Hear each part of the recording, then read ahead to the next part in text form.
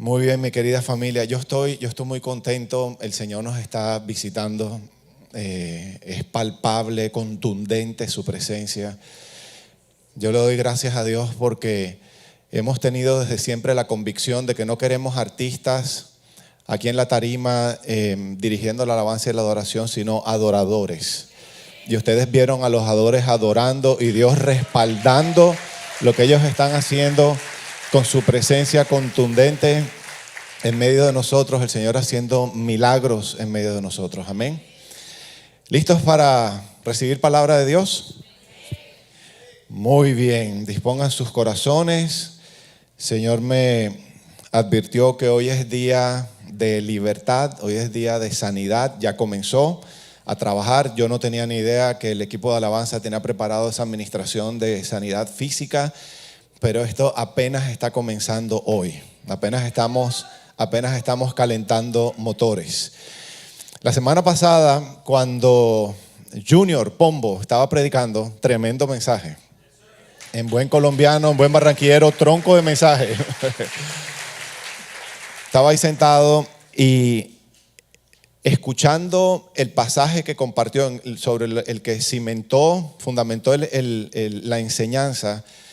Yo le dije a Liliana, el próximo domingo voy a enseñar el mismo mensaje de Junior, pero totalmente diferente. ¿Qué quise decir con eso? Utilizando el mismo texto que él usó en Juan capítulo 8, versículos del 1 al 11, el Señor me entregó un mensaje totalmente diferente. Y esa es la riqueza de la palabra de Dios. No importa cuántas veces leamos lo mismo, Dios tiene el poder y la autoridad, porque su palabra está viva, de darnos respuestas, dirección, sanidad, provisión de lo que sea que estamos necesitando. Así que continúe leyendo la Biblia todos los días de sus vidas, porque ahí está el alimento que necesitamos. Esta es la fuente inagotable de vida para cada uno de nosotros. Amén.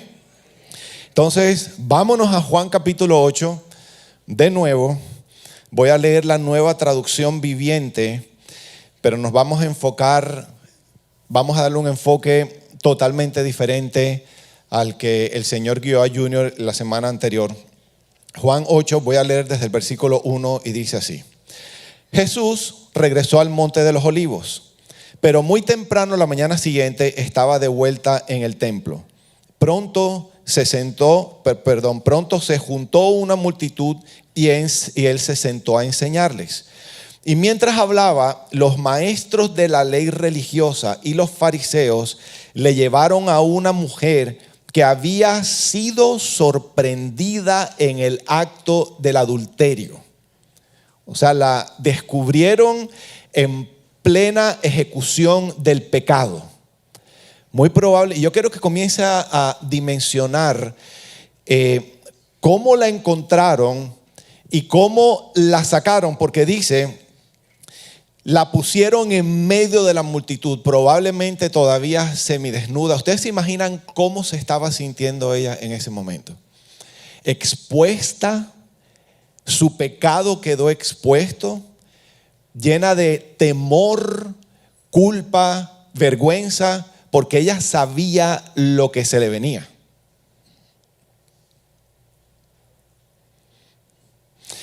Maestro, versículo 4, le dijeron a Jesús: esta mujer fue sorprendida en el acto de adulterio y la ley de Moisés manda apedrearla. La pena, el castigo que ella merecía según la ley era ser apedreada hasta morir. Y ella sabía que ese era su destino. Entonces piense por un momento cómo se estaba sintiendo ella en ese momento. A mí me impacta mucho porque ustedes saben que el pecado sexual fue lo que más fuertemente destruyó mi familia. No fue el único pecado que yo cometí, pero este fue la ejecución del adulterio. La manera como yo egoístamente ofendí, dañé a mi esposa, a mis hijas y terminé dañando a miles de personas, fue a través de este pecado llamado adulterio. O sea que cada vez que yo leo esto,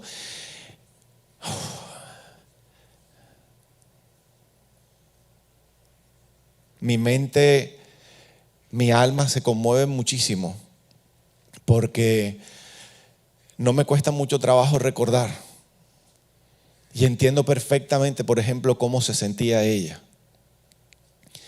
Y Junior estaba enseñando la semana anterior y sentí muy fuertemente en mi corazón que hoy tenía que hablar del pecado sexual. Porque hoy, aquí, en medio de nosotros, hay personas que están cometiendo pecado sexual y que se están sintiendo como esta mujer o están temiendo que les ocurra lo que le ocurrió a esta mujer, tal como yo me sentía en aquel momento en que mi pecado todavía no había sido expuesto a la luz. Este va a ser un mensaje muy directo, pero yo quiero pedirles que por favor no se levanten y quédense hasta el final, porque Dios va a hacer un milagro en sus corazones hoy antes de salir de aquí. Amén. Y le dice en el versículo 5, la ley de Moisés manda apedrearla. ¿Y tú qué dices? Y dice, intentaban tenderle una trampa para que dijera algo que pudieran usar en su contra. Pero Jesús se inclinó y escribió con el dedo en el polvo. Y como ellos seguían exigiéndole una respuesta, él se incorporó nuevamente y les dijo, muy bien, pero el que nunca haya pecado, que tire la primera piedra. Y luego volvió a inclinarse y siguió escribiendo en el polvo. Hay mucha especulación tal vez acerca de qué era lo que él estaba escribiendo. La verdad es que no dice qué era lo que estaba escribiendo. Pero algunos eruditos dicen que posiblemente estaba repitiendo sus palabras. Otros sugieren que posiblemente estaba escribiendo los pecados junto con los nombres de estos que estaban amenazando o reclamando que fuera, demandando que fuera ajusticiada, apedreada. Y al oír eso, versículo 9, los acusadores se fueron retirando uno tras otro, comenzando por los de más edad, hasta que quedaron solos Jesús y la mujer en medio de la multitud. Entonces Jesús se incorporó de nuevo y le dijo a la mujer, ajá, ¿y en dónde están? Esa es versión barranquillera. ¿Dónde están los que te acusaban? Ni uno de ellos te condenó, ni uno, Señor. Escuchen esa palabra, Señor. Eso es clave. Ni uno solo, Señor. Ella sabía quién estaba frente a ella. Y Jesús le dijo, yo tampoco. Vete y no peques más. Diga conmigo, vete y no peques más. Ese es el nombre del mensaje de hoy. Vete y no peques más. Wow. Jesús se levantó y defendió a esta mujer que era 100% responsable de lo que estaba haciendo. Fue sorprendida. Esto no fue cuento, no fue especulación. La sorprendieron en el acto mismo del adulterio, ¿verdad? Ella era 100% responsable de su pecado y él se levanta en medio de ella y los acusadores y la defendió. Ahora, es importante entender que que Jesús se haya levantado a defenderla no quiere decir que él haya pasado por alto su pecado o que haya ignorado su pecado. Él no le dijo, al fin y al cabo eres humana como todos y tienes tentaciones, entonces tranquila, no ha pasado nada. No. Él le dijo, vete y no peques más. Él señaló claramente el pecado que ella estaba cometiendo, pero no la condenó, no la enjuició, no la desechó, sino que le entregó de su misericordia. Todos estamos igualmente como ella, desesperadamente necesitados de su misericordia. En el mejor día de nuestras vidas, todos estamos desesperadamente continuando necesitando de su misericordia. Diga conmigo, la misericordia triunfa sobre el juicio. La misericordia triunfa sobre el juicio y eso fue lo que Él le entregó a ella. Entonces, así como ella, porque voy a utilizar el pasaje y lo que ella experimentó, lo que Jesús hizo para señalar algo que está ocurriendo en medio de nosotros. Y se llama pecado sexual. ¿Qué es pecado sexual? Todo lo que va en contra, cualquier tipo de práctica sexual que está en contra a lo que Dios estableció en su palabra. Dios estableció que el sexo solamente puede ser practicado entre un hombre y una mujer dentro del contexto del matrimonio. Cualquier otra cosa diferente a eso es pecado.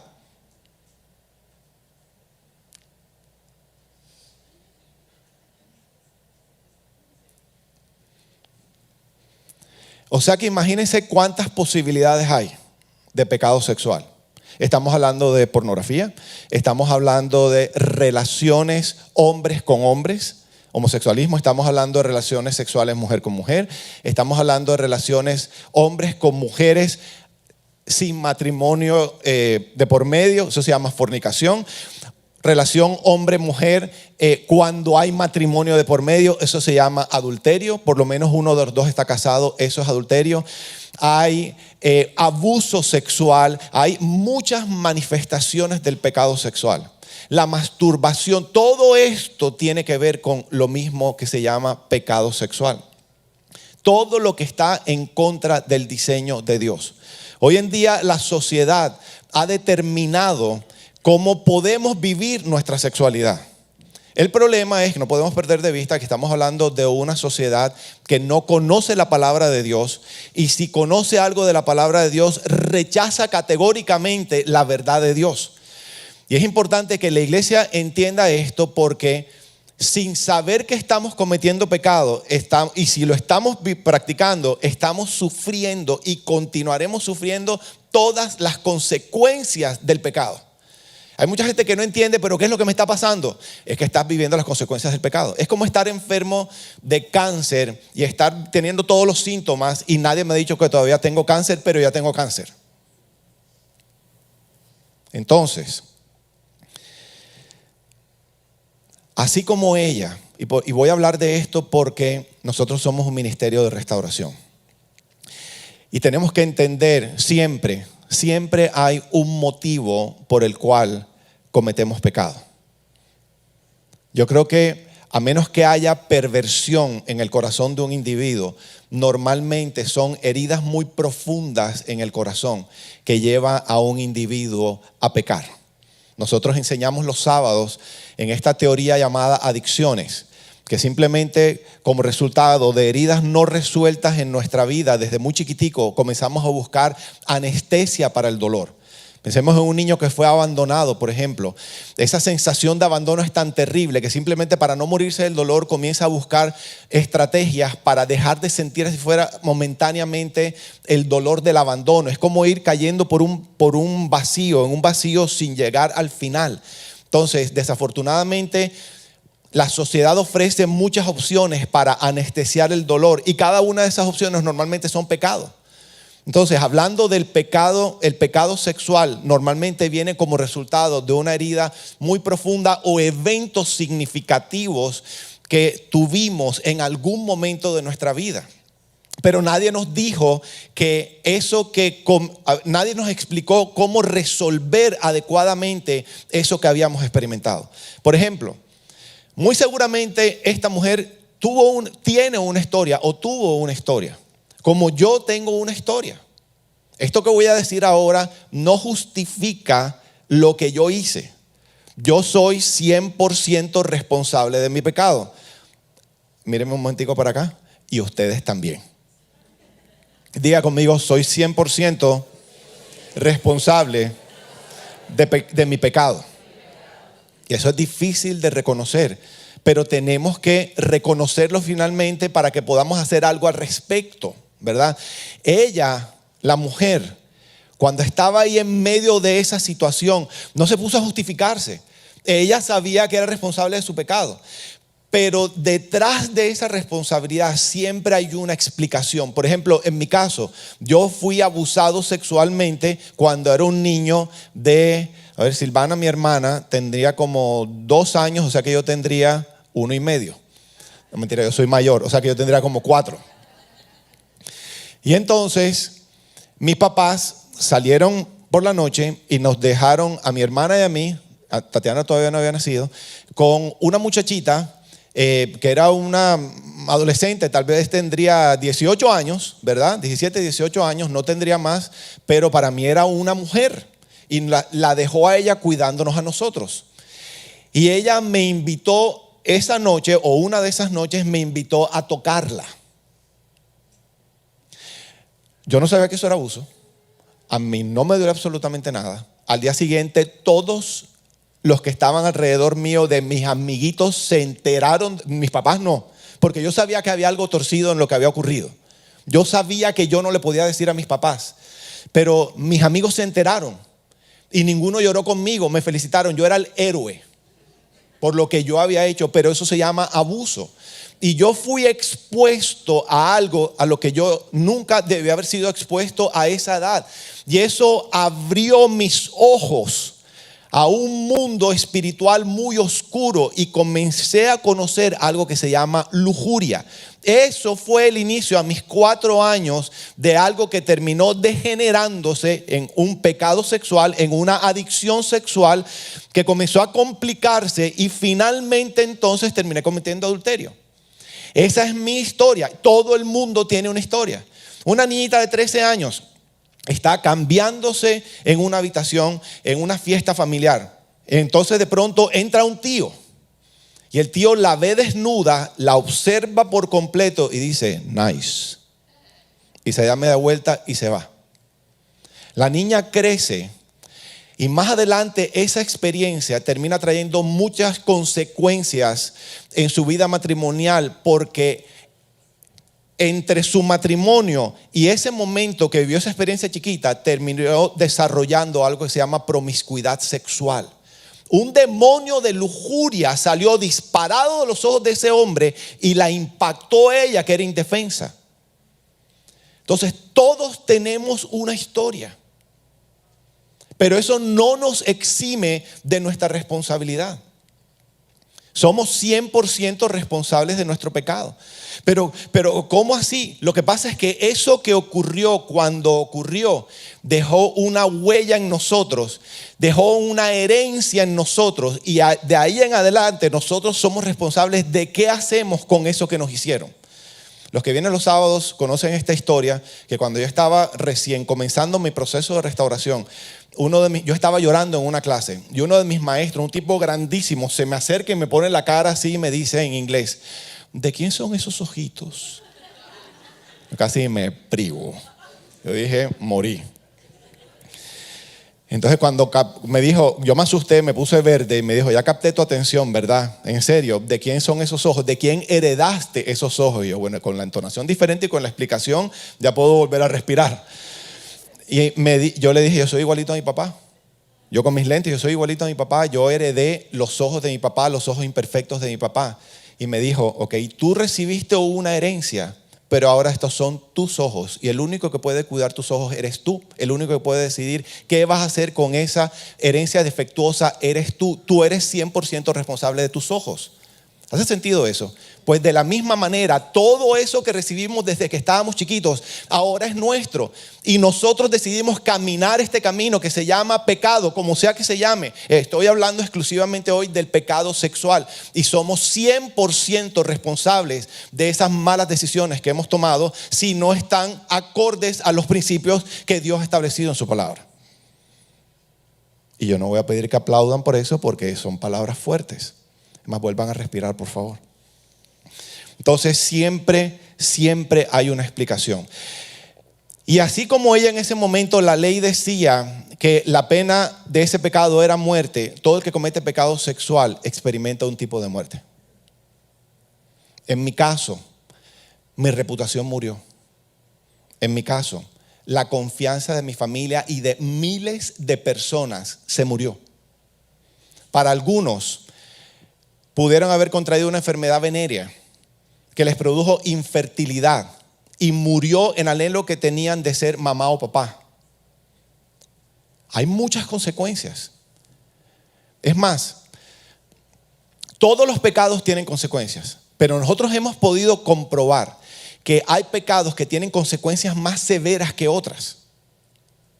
Y el pecado sexual tal vez es uno de los que más severidad tiene en la vida de aquellos que caen bajo sus garras. Pero este no es un día de condenación, este es un día de sanidad y este es un día de libertad. Libertad en el nombre de Jesús. Si le va a dar aplauso al Señor, déselo bien fuerte, por favor.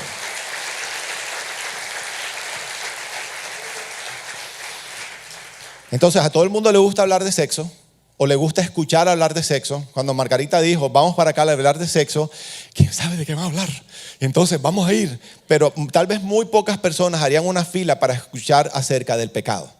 Porque es que la verdad que detrás de las portadas de revista, de las películas que presentan el sexo como un estilo de vida socialmente aceptado y todo este asunto, detrás de la victoria de los protagonistas normalmente hay mucho dolor, vergüenza, culpa, pérdidas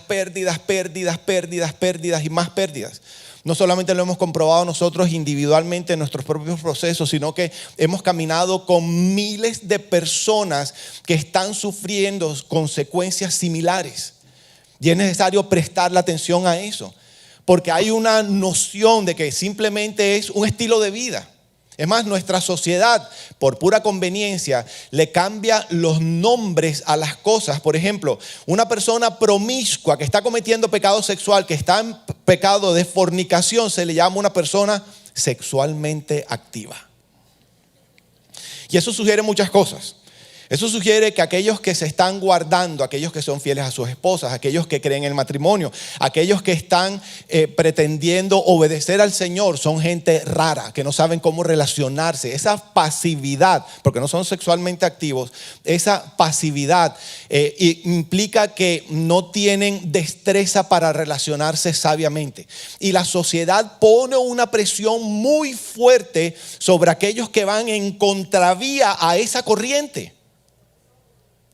Es muy fuerte, pero es una trampa. Una vez más, no pierdan de vista que es una sociedad que no conoce y no le interesa conocer la verdad de Dios.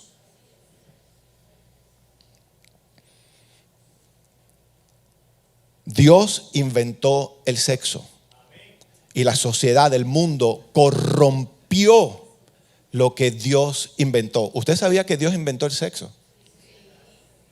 Hay gente que me mira como así, pero si todavía había escuchado que el sexo es malo.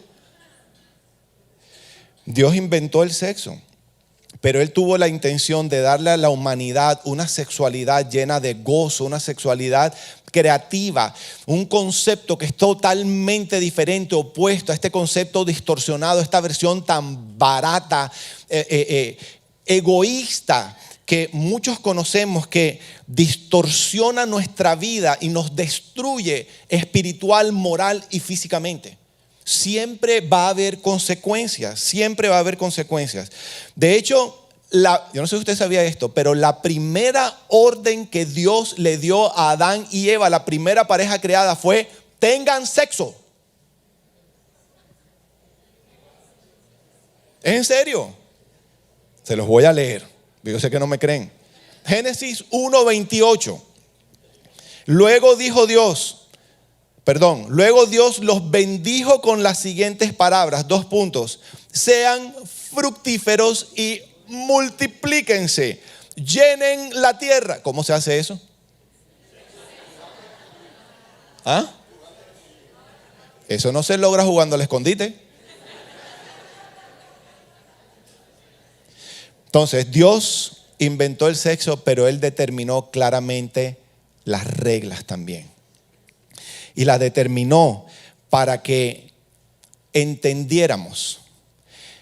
Porque Él nos ama. No es para amargarnos la vida y porque no quiere que nosotros podamos tener libertad. Él determinó esto se hace así dentro del contexto del matrimonio, como yo estaba diciendo ahorita, porque si no lo hacen de esa manera, van a sufrir. Van a sufrir las consecuencias. Ustedes no saben cuántas veces yo prediqué de esto en Barranquilla antes de mi pecado de adulterio.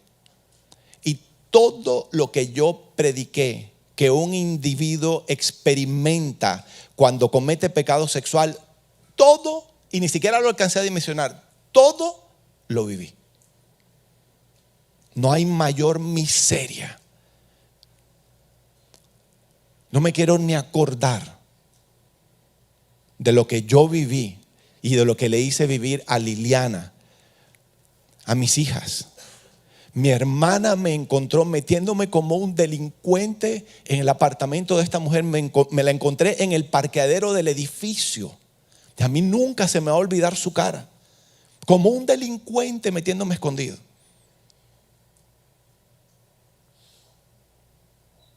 A ese nivel de bajeza y muchas cosas más hice como resultado de este asunto.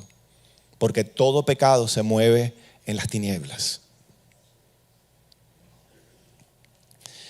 Es que yo no le estoy haciendo daño a nadie. Eso es mentira.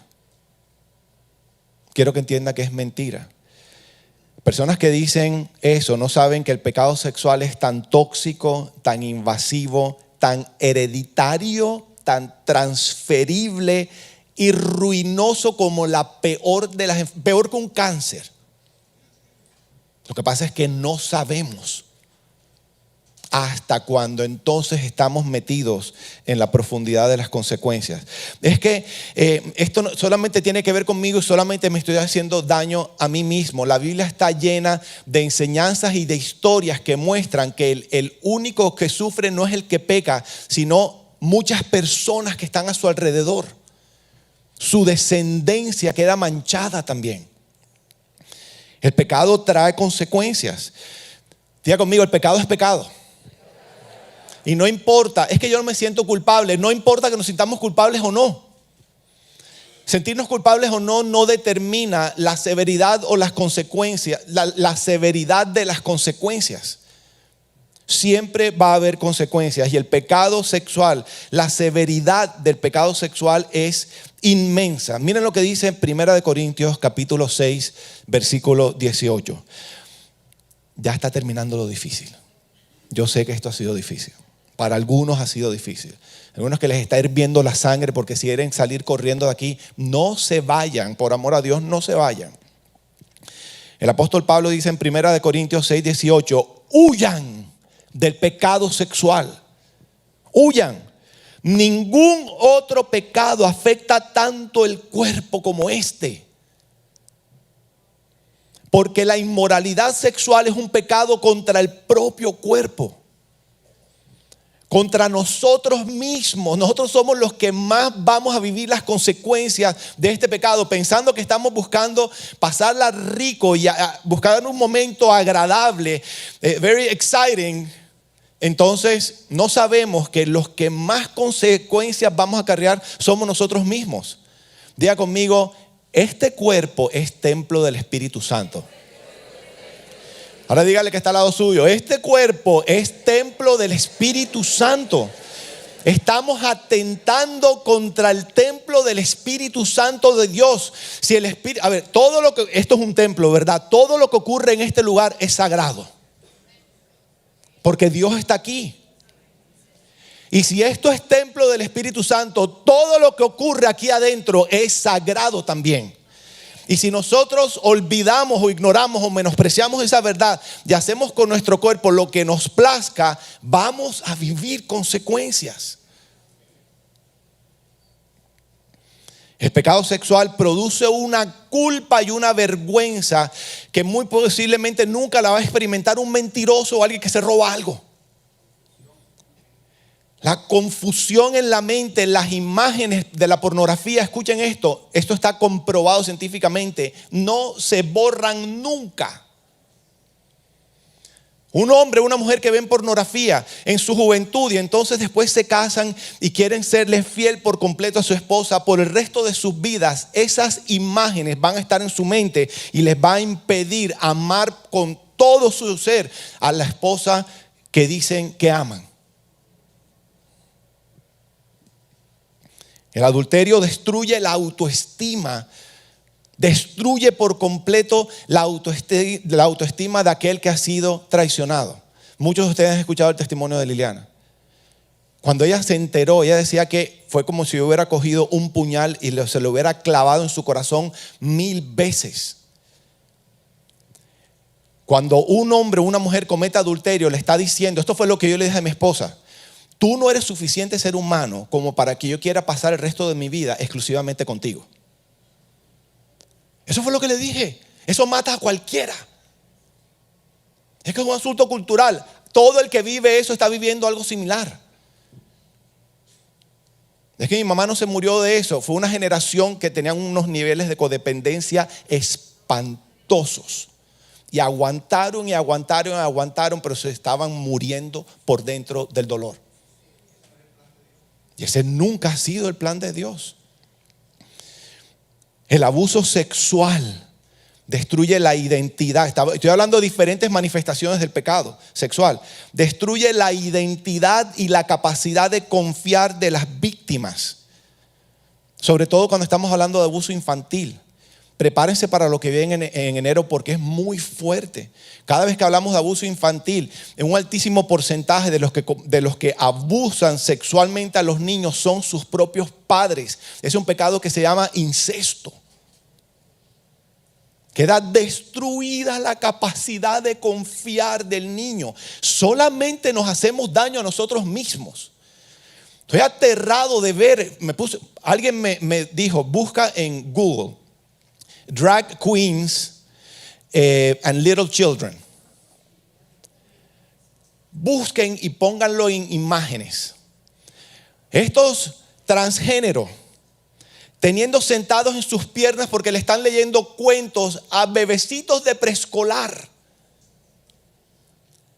Papás que se los están entregando para que los lean los cuentos y los están tocando y están llenos de lujuria y perversión. Papás que le entregan plata a sus hijos para que se los pongan a transgéneros que están haciendo sus shows. ¿De dónde viene eso? Eso se llama insensibilidad del pecado de alguien que ha venido cometiendo el pecado por décadas. Me estoy refiriendo a los padres que ya no ven las cosas como pecado y entonces piensan que es algo inofensivo. Están destruyendo para siempre a sus hijos.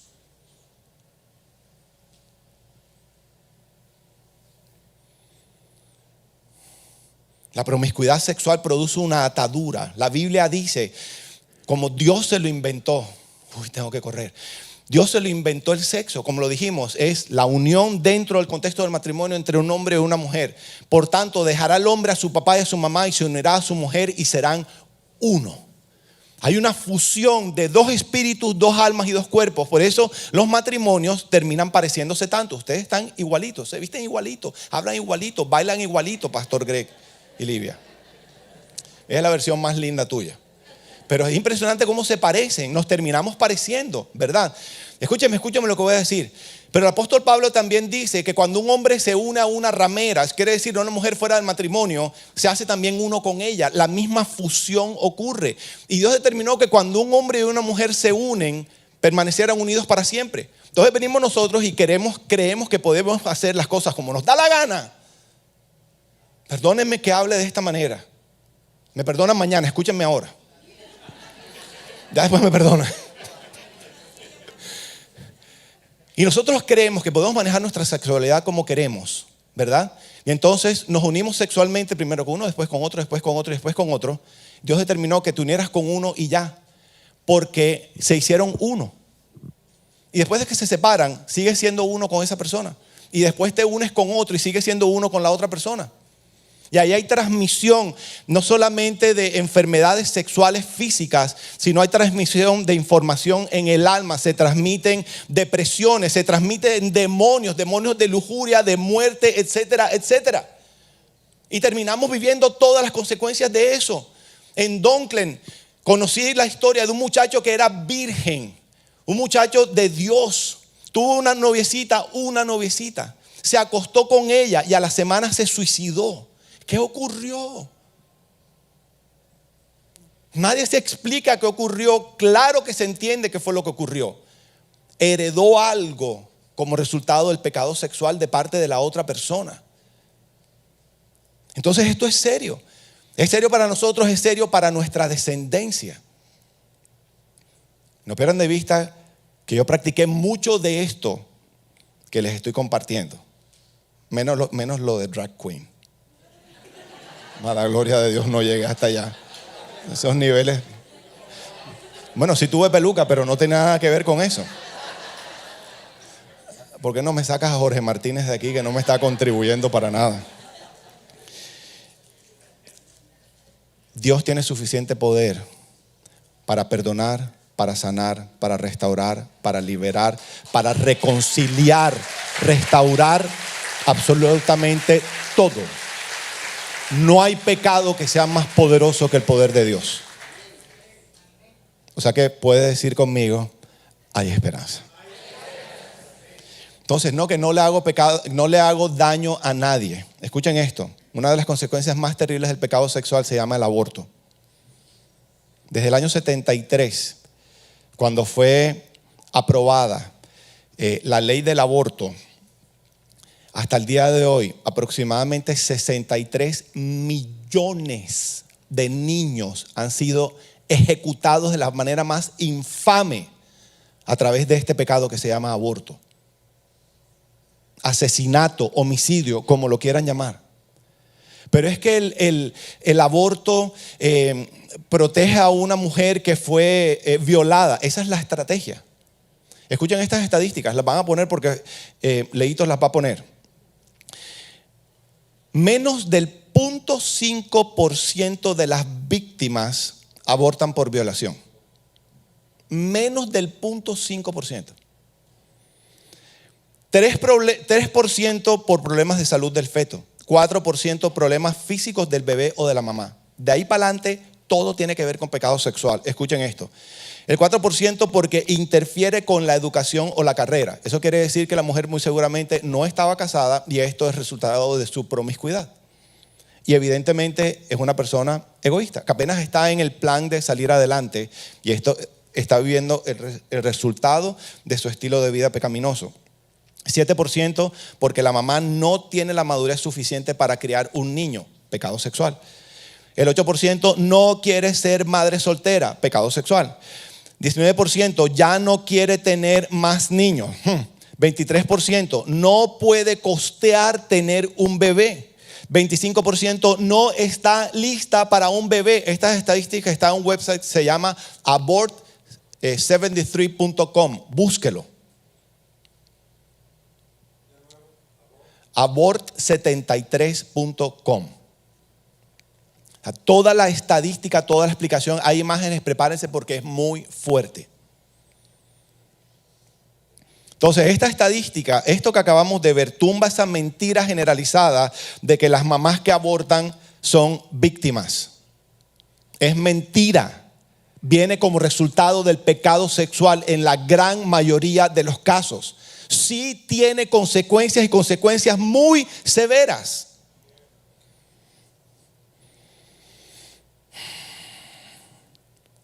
Diga conmigo, gracias a Dios por su misericordia. A pesar de todo esto, así como Jesús lo hizo con la mujer, el corazón de Dios, en su corazón no está condenar, despreciar y desechar, sino restaurar, redimir, extender perdón, libertad a aquellos que se arrepienten. Así como lo hizo con ella. Imagínense la tirada en el piso. ¿Dónde están los que te condenan? ¿O ves dónde está? Y ella levanta la mirada seguramente, o no sé si la levantó, y le dice, Señor. Eso habla de su actitud con respecto a su pecado en la presencia de Jesús.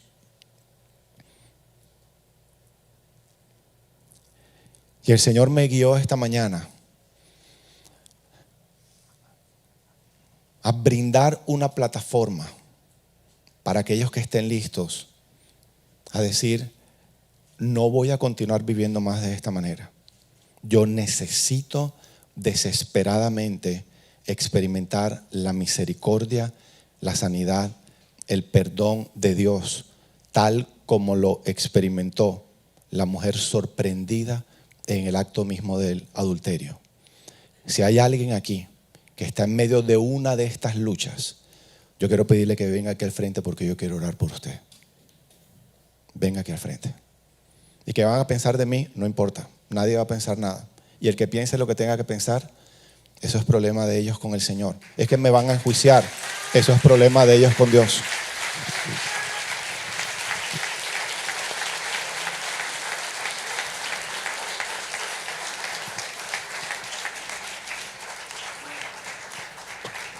Yo sé que hay más personas. Vengan aquí al frente por amor a Dios.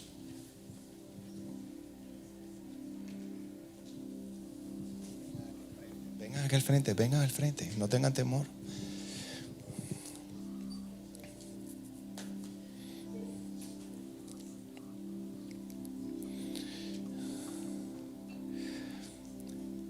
El peso de la condenación es horrible.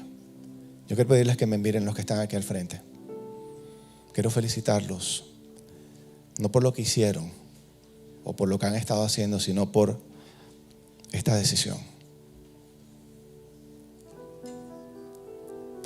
Yo sé cómo se siente el Señor Jesús cuando un pecador se arrepiente, como ustedes lo están haciendo hoy. Su corazón se mueve a misericordia. Y quiero que sepan que esta palabra que leímos es para ustedes hoy también. Y yo sé que hay más personas allá. Yo les pido que por favor vengan y no pierdan esta oportunidad. No la pierdan. Y quiero pedirle a los que están en YouTube que si simbólicamente desde sus casas están listos para hacer esto, digan públicamente en el chat: yo estoy listo para recibir la misericordia de Dios. Yo conozco el corazón del Señor porque yo recibí mucha misericordia. Él no me condenó. Y de la misma manera como lo hizo conmigo y como lo hizo con esta mujer, mírenme por un momento, por favor. El Señor hoy les dice: no te condeno. Vete y no peques más. Fue hasta hoy. No más. No más lujuria, no más pornografía, no más adulterio, no más fornicación, no más. Sus palabras, vete y no peques más, no solamente incluyen un mandato, una orden clara y contundente. Pero escuchen esto, porque sé que posiblemente están sintiendo: ¿cómo lo voy a lograr? Porque es que esta relación y siento que no tengo fuerzas. Sus palabras, vete y no peques más, además van acompañadas del empoderamiento que su orden acompaña o lleva. Cuando haya alguien que decide rendir su vida al Señor como ustedes y decide obedecer sus órdenes, esa decisión de obedecer no significa que lo vamos a poder lograr en nuestras fuerzas, porque ninguno lo va a poder lograr y Él lo sabe. O sea que decir: Señor, voy a hacer lo que me estás pidiendo, eso significa que toda la potencia del cielo nos alcanza para que lo podamos lograr. Y no están solos para hacerlo. Y Él conoce qué fue lo que los motivó a hacer lo que hicieron. Él conoce sus historias.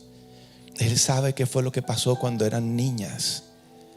Él sabe el dolor, Él sabe la confusión, o cuando eran niños. Él lo sabe perfectamente.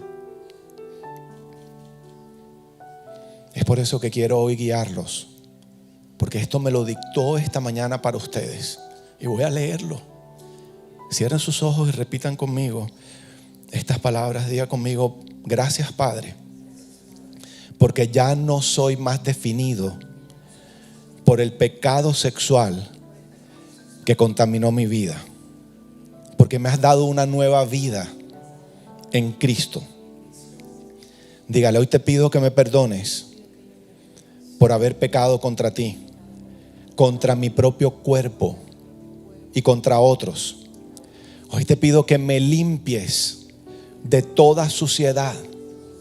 Perdóname por utilizar mi cuerpo para satisfacer mis necesidades de forma tan equivocada y tan impura. Limpia mi sexualidad. Restaura mi sexualidad a la inocencia y a la pureza. Hoy te pido que me perdones por la impureza en mi mente, por la lujuria que he permitido que se anide en mis pensamientos, en mi imaginación. Hoy te pido que me limpies de toda impureza que entró a mi vida en forma de pensamientos. Te pido que me perdones por la manera como he mal utilizado mis manos, por la manera como he tocado a otros de forma tan sucia y con lujuria, por la manera como mis manos han traído dolor a otros. Te pido que me perdones también por la manera como he mal utilizado mis ojos para llenar mis necesidades egoístas, al mirar suciamente a otras personas o a través de la pornografía.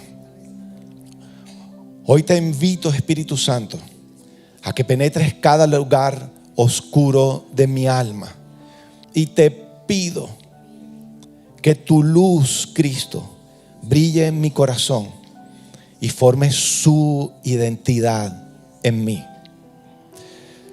Señor Jesús, trae por favor sanidad y restauración en mis relaciones con otros, a medida que me alejo de aquello que me ha mantenido atado, y a medida que camino hacia la libertad para la que Cristo me hizo libre. Gracias yo te doy, Señor, por tu sanidad, por tu libertad, en el nombre de Jesús. Amén y amén. Iglesia, le pueden dar un aplauso al Señor, por favor.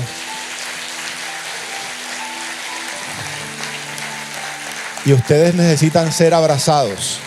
Ustedes necesitan ser abrazados. Pastor Greg, dale un abrazo a este hombre bien fuerte, por favor. Gloria a Dios. Que nutre, satisface, se manifestará y te llenará, te saciará con su gloria. Shaddai se manifestará, Shaddai se manifestará. Vamos a estar de pie, iglesia. Vamos a estar de pie. Se manifestará. Shaddai, manifiéstate. Shaddai, manifiéstate. Shaddai, manifiéstate. Shaddai, manifiéstate. Tiene una llenura de su espíritu. Shaddai, manifiéstate. Shaddai, manifiéstate. Shaddai, manifiéstate, manifiéstate. Él va saciando tu alma. Shaddai, manifiéstate. Shaddai, manifiéstate. No hay cabida para la inmoralidad sexual, pues estamos llenos de su Espíritu Santo. Llénanos, Señor. Shaddai, manifiéstate. Shaddai, manifiéstate. Shaddai, manifiéstate, manifiéstate. Señor, rebosa tu copa. Shaddai, manifiéstate. Shaddai, rebosa tu copa. Rebosa tu copa. Rebosa tu copa. Él te sacia. Él te sacia. Él te sacia. Él te sacia. Shaddai, manifiéstate. Shaddai, manifiéstate. Shaddai, manifiéstate, manifiéstate. Yahweh.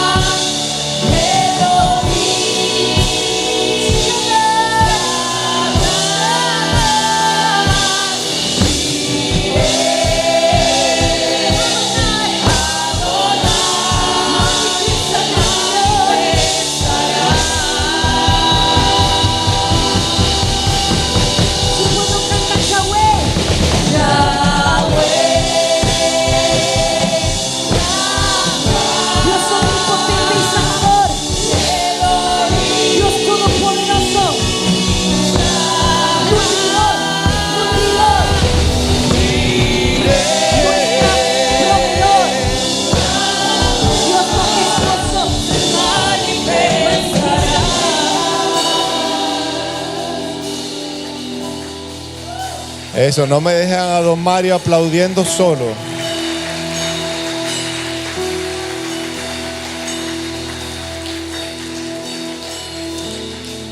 Esta es una iglesia de restauración. Para los que no saben, nosotros tenemos, el Señor nos ha regalado un programa, un proceso. Para aquellos que todavía, se sienten muy confrontados por este mensaje y no saben qué paso dar. Dios nos ha entregado el camino para poder salir. Si ustedes necesitan más información, se las podemos entregar. O si quieren, o si están listos, los espero el próximo sábado, 8:45 de la mañana, aquí en Canaán. A un camino de sanidad, libertad, restauración, reconciliación, transformación. Y más nunca volverán a ser las mismas personas. Yo me atrevo porque estoy obedeciendo al Señor a dar un mensaje así tan fuerte, porque sé que no los voy a dejar como ahora sálvese quien pueda con esto, sino que el Señor nos ha entregado las herramientas a esta casa para poder caminar con ustedes hacia la salida. Amén, familia. Yo quiero pedirle a las personas antes de que nos vayamos, todos aquellos que nos acompañan hoy por primera vez, si quieren conocer un poco más acerca de nuestra iglesia, quisiera pedirles que nos regalen unos minutos aquí al frente. Queremos darles una bienvenida como la que se merecen y conocerlos, escucharlos, poder compartir con ustedes unos minutos. Les prometemos que no los vamos a demorar. Así que por favor acérquense, vengan aquí al frente donde está Douglas con su bandera. Iglesia preciosa del Señor, que el Señor los bendiga y los guarde. Dele un abrazo a la persona que está al lado suyo y dile que Dios te bendiga. Y puede hacerlo así como si estuviera cantando vallenato. Que Dios te bendiga y que te guarde. Nos vemos la próxima semana. Que tengan una semana, un resto de fin de semana y una semana repleta de bendiciones. Un abrazo grande para todos.